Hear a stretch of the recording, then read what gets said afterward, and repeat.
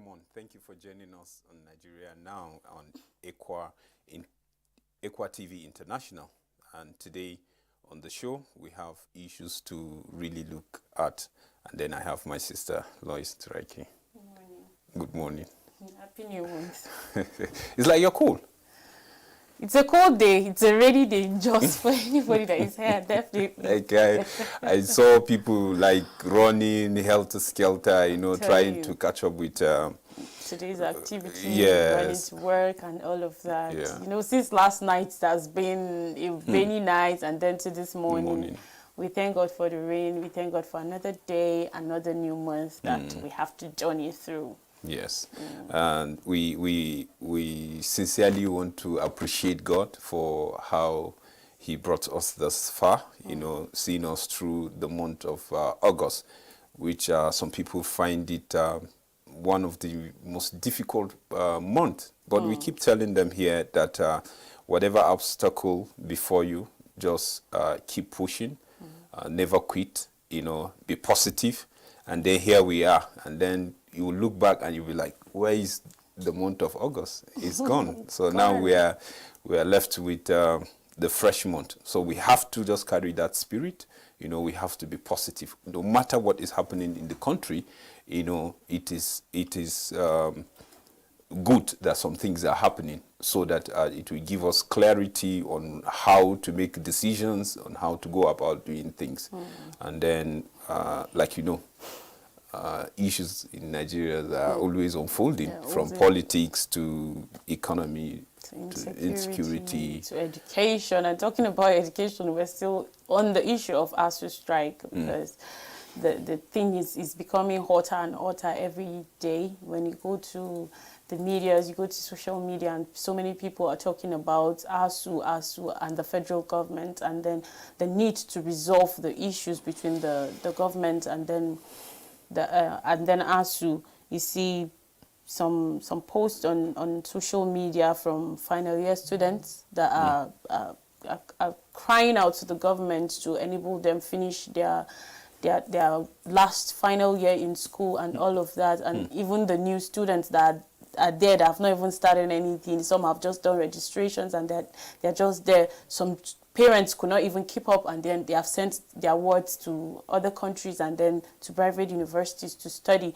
because they can't wait for ASUU and the federal government. And we're still talking about 2009 agreement that has not been settled till now. So we're still calling on the government, we're still calling on ASUU to come to a consensus for this issue to be resolved and schools should be reopened. Like the president said on his interview on channels, he said they did not shut down schools, so why are they telling them to reopen schools and all of that? But even if the schools are open, they need to be in the classrooms to lecture. If they're not there, if SANU and the rest of them are in the working places and then the lecturers are not in the classrooms, it doesn't even make any sense. So all of them have to be around for the school to move properly as it should. So we are still calling on the federal government to do the needful, and then for ASUU they should get to understand themselves, and then the needed thing to be done. You see, the problem that I see, is not that the ASUU, the lecturers don't want to go back to the classroom. Like I said yesterday, if you check very well, you find that some of the lecturers, where they lecture, their children are schooling there, or one of the federal university. So that means the parent and the children are at home. And you know how that can be traumatized, when you are a father and then you are seeing your child, you have already made your own budget on how to take care of him. Like, okay, he's starting his 100 level to 400 level. You have budgeted what you will spend on that person, and then you are thinking, okay, by so I'll be done with this person, I'll concentrate here. And then all of you now, the plan, has been tempered with. So if you look at it, it affects both of them. And then I don't feel like the lecturers don't really want to go. But they just feel like, why can't we just trash this things once and for all? And see, you see, the issue is that you see things that, you know, it beats your imagination, and you begin to wonder, in this 21st century, things like this are happening. Because now what they are saying, you know, how can one person be alleged of stealing 170 billion, just one person? And with the system that they project that it will sanitize the system, because they said using that in, it will help people will get their money directly, you know, without third party, you know, because one of the reasons is that that brought that system of payment is that when monies are being paid to ministries and parastatals, they carry those monies and they keep, you know, in fixed account for 1 month, 2 months. They will not pay, looking for return on it, and that is when they will withdraw the money, take the return, share, and then give people the money and give them excuses of what their salary wasn't paid, and they feel, no, we can't go that way. And that is why that system was introduced. And we can say kudos, because when it came, people were happy, because that from that time till now, there is no that delay of salary. You don't have third party to hold your salary, and then it helped, and we're saying kudos. But not until later. Now some people are not being paid exactly. Some people's names will be omitted, you know, and so on and so forth. And then one person is alleged to take 170 billion, and how much ASU are asking. So that is just one sector. And then you talk about education. You talk about security sector. You go around all the ministries. These things are happening, and then so many people are out there that are being accused or are being alleged of stealing one amount or the other, and then these people are working freely. Nothing is happening. And then when you look at those monies that are out there, and then ASU are just demanding this, and then people are saying ASU are demanding too much. And I say, how? If one person can take 170 billion, and then ASU in general, and then you are saying they are asking too much, I don't think they are being fair. And these funds, they are even, or what their demands are not for themselves. If they say they want funds for revitalization of universities, at the end of the day, it's our children that will benefit, right? Or our siblings will Nigerians will benefit from it. So people that are saying ASU are demanding for too much and all of that, I don't even see the sense in all of it, because at the end of the day, we are all going to benefit when all these things come to play. When they are giving what they are asking for, we will all benefit from it. So I think people should put their heads together and understand the situation at hand. You know, we are fond of saying, sometimes Nigerians are fond of saying things that they just feel the way it comes, I should just say it. But then you have to think critically about those issues before you say. The social media is not even helping matters. Sometimes you see a lot of posts and a lot of tweets and all of that, and then you'll be wondering, like their president said, that the federal government said they were looking for how much, I can't really recall the exact amount. He said that they never asked the federal government for such an amount. 1 trillion. Yes, that was not what they asked the government for, and they don't know where that one is coming from. So some of these things, we need to really check them and then know the difference between what the ASU are demanding for and what people hearsays are coming from different angles. And then some people are saying they should the Abacha loot that has been given from the that has been signed and all of that from the US should be used for ASU, and others are saying, why should it be used? Some people are saying it should be used, and then already we know there are things that the federal government has said they want based on the agreement with the United States on what that money is supposed to be used for. But then, like we said before, now I feel the need for us to their issues to be settled is more urgent. It's more urgent. It's more urgent than and besides, the second Niger we're a Bridge sovereign and all nation. of that. Yes, we're a sovereign nation. Yes, we have an agreement, but yes, now we are faced with the situation that we need to act, but not just act, but act fast. You know, and then there's this group, you know, in South they are saying that they want to shut down Abuja. if federal government didn't attend to ASUU demand, which I feel Nigerians are beginning to take responsibility, because we want to hear Nigerian government come out to tell us really what is happening. Because at one point you hear Ngige saying a different thing, disagreeing with what the Minister of Education is saying. Buhari is saying Buhari, the president of Nigeria, is saying he don't even know if ASUU are on strike. You know, and I remember the deliberate act, you know, during Goodluck Jonathan to end strike during his time, that even led him to give them 100 billion. Then, you know, he had to chair that meeting with the secretary to the federal government. The Nimi Briggs committee didn't work. I feel the president should chair that meeting. Like, he should be up and about this issue. It's not about making people head. I know they're important people that you have to set in place, but if it's not working with these people that you have given to head these committees, I think you should do it yourself. If they are not feeding you well, yes, at least you should engage these people. You are the leader. Oh, no. You understand. And I just feel, I just read this morning that they are saying, you know, this group are saying they will shut down Abuja. They are mobilizing people, that federal government should listen to these people. And then, well, the federal government are meeting with the vice chancellors, you know, and the pro chancellors. Yes, you know, to find solution. But these people are government appointees. Yes, they are government appointees. So what are they coming to say? A simple analysis. Okay, if you are bringing these people, on whose bill? On whose bill? If the federal government is footing the bill, you know, take them to hotel, lodge them, feed them. You know, that money that you are spending is the money that you're saying you don't have. Yes. And then the people that you're supposed to meet is different, because you are supposed to meet the union, not the people that you appoint.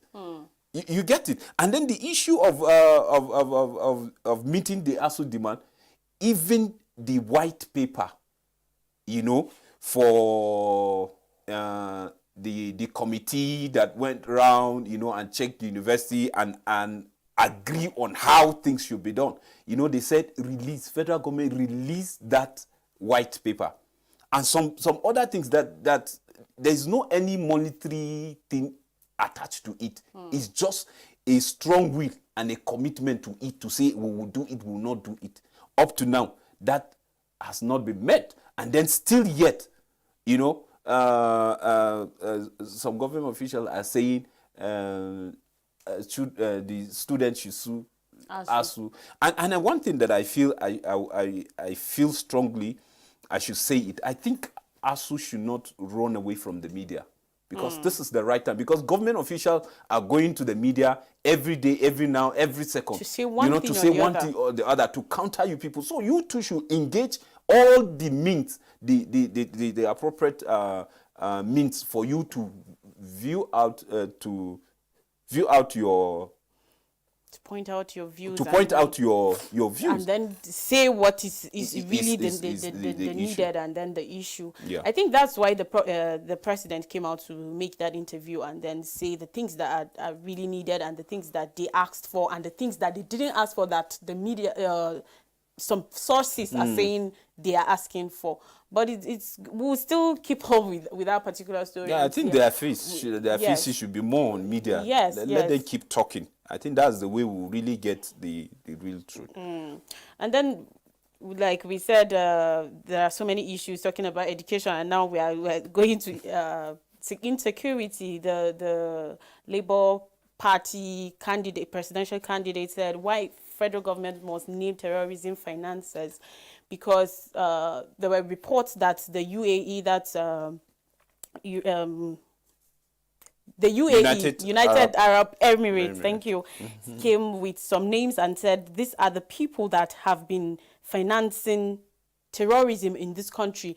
And then why are you not naming them? Why are you not bringing them out and saying, okay, we are dealing with these people that this particular country have come out to say they are the ones, because their names were mentioned and all of that? Why are you not dealing with them as such? Because when you look at it, most times there are some of them that are in Kuje prisons and some of our correctional centers, and we've seen the last episode that happened in Kuje prison. They were set, most of them were set free, and they are out there at large. We don't know the next move and all of that. There are so many silent killings that are happening that we don't even know about. And so when such a country names these people, why are you not dealing with them in that manner? You're just keeping silent about it. And I feel that's why the Peter Obi, the Labour Party presidential candidate, has come out to say he's telling the president to bring out those people, name them out, just like they have named them in those countries, and deal with them as such. You know, talking insecurity, you know, there's this comment that Masari said. He said the bandits are becoming most sophisticated. You know, this is a CEO of a state, and he's saying that. And you remember when the governor of Katsina was all over the media, you know, crying about how, you know, the bandits are really taking over the state, and how the government is really putting modalities in order to cope all of this menace that is facing us, that is trying to bring us down to our need as a nation, which I feel is supposed to be a collective collective effort that all of us have to put our hands together on deck and then fight this thing. And then when you talk about insecurity, you know, insecurity education in a country, if these two are not working, I don't see a country. I don't see a country, because a country that is not secure, then nothing will work. If you like, gather the whole money in the world, put it in that country, it will not work. Because it's when people are secure, that's when they will go about doing their normal businesses. It's when people are secure, that's when people will think about education. It's when people are secure, that's when people will begin to think of things to do, you know, that will add to the GDP of the state, of the country. And then everything about life is when people are secured, they are comfortable. That is when you will see things are moving. But the moment there's insecurity, everything will be stagnant. And for this fact, anybody that will make a country not to work, not to function, is an enemy of the state. Yes, is an enemy of the state and should be treated as such.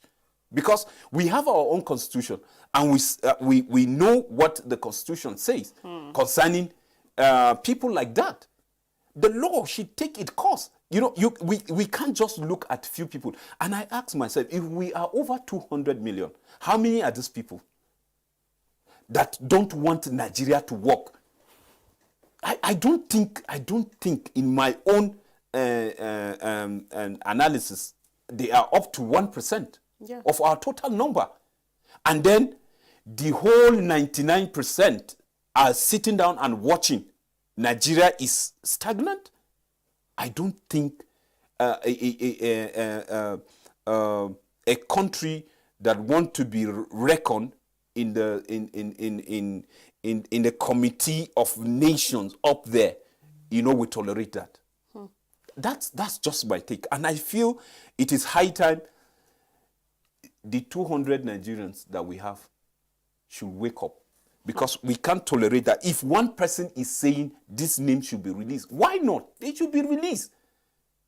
This name, are they up to 1,000? How many are these people? Why are we scared of them? If you are not releasing this name, that means you know something about it. Of course. Yes. I just want to see when our members of House of Assembly, our members of the Senate reps, to come out and say these people are sabotaging this country, and we should do something about it. And nobody is saying anything, and nobody is even talking. You know, based on the tweet he made, that's talking about Obi, he said he highlighted the need for the government to be on top of the situation, because as we all know, if you're in Nigeria, you know what is happening when it comes to insecurity. And then I'll keep saying that the issue of insecurity, if not being tackled well, it would sabotage a lot of things next year, talking about general elections. And then he said, according to the federal government, the Nigerian Financial Intelligence Unit discovered 96 terrorist funders, as well as 424 associates and supporters of the finances. And then the Minister of Information and Culture, talking about Lai Mohammed, announced the discovery of, that's in February 3rd, 2022, listing the administration accomplishments, saying the fraud unit revealed 123 firms and 33 bureau de change operators related to terrorism in the country. So if you the intelligence units are able to discover this number of people, why are you not naming them? Why are you not treating them as the terrorists that they are?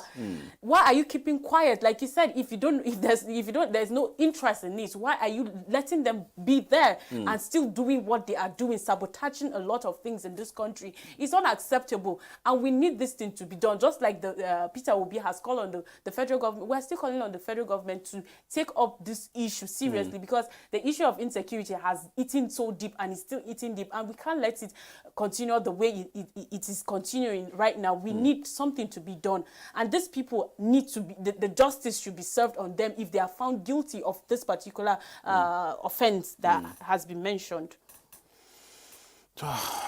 Well, we're still hopeful, and then we're praying, and then we'll hope that the leaders will do the right thing. Thank God some of the politicians are talking, and I feel the followers should follow suit. Let's speak out. Let's ask them, why are you not publishing this name? Why are you not bringing them to the court of law? Let them be tried. Let's know them in the first place, because this cannot happen at the detriment of 200 million people. It's unacceptable. God will help us. God will help us, definitely. Yeah. And I still want to encourage somebody out there, if you're going through anything, just know that you have to look up to God. And then I wish you all the best in the month of September and the whole of the month, the year rather. All right. Thank you for doing this with us. Keep your feet with Equa TV International. Thank you, and God bless you.